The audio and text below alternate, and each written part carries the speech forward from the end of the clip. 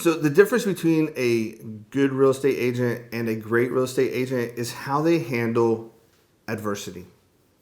I recently had a client that we put a house under contract and the appraisal took 6 weeks to come in. Well, after the first 4 weeks, we had to extend the contract. I called the listing agent. I'm like, hey, here's the deal. The appraiser still hasn't picked up the appraisal. We've gone to another form to try and get a different appraiser to come out. We're going to need to extend that contract. It sucks. I know it. My client's very frustrated. I know your client's going to be very frustrated, but this is kind of where we're at. And as soon as I said that, I get a freak out.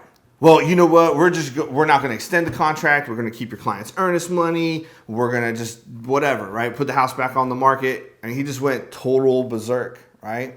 So I'm like, hey, bro, relax, okay? Even if you put the house on the market today, it's going to take you 30 to 45 days to close.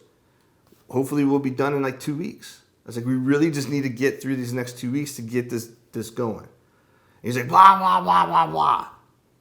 And my whole time I'm like, bro, relax. I was like, getting frustrated is not going to help your client or my client achieve their real estate goals. We need to work together to facilitate that. I was like, what is going to be the sticking point for your clients? And he's like, well, now they're going to have to pay another month's mortgage. And he hadn't even talked to his clients. He's talking for them. And blah, blah, blah, blah, blah. So I'm like, all right, find out how much their mortgage is and then let me know.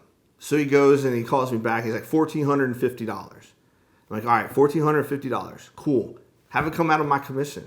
I'll cover it because my client's going to be homeless if we don't make this happen. Because his house is already under contract and it's set to close. And if we don't get this one done, he's going to be homeless. I was like, I don't mind him sleeping on my couch, but that's not the ideal thing. So he went back and talked to his client, and they agreed that if I cut my commission by $1,450 to spread out that risk from them having to pay another month's mortgage, they would extend the contract. So that guy, he might have been a good real estate agent. But as you can see, there's a difference between good and great. Okay? I work hard for my clients to make sure that we get everything taken care of. When adversity happens, I don't lose my cool. I don't freak out. I don't threaten people's earnest money. I work on getting the job done because that's what I get hired to do.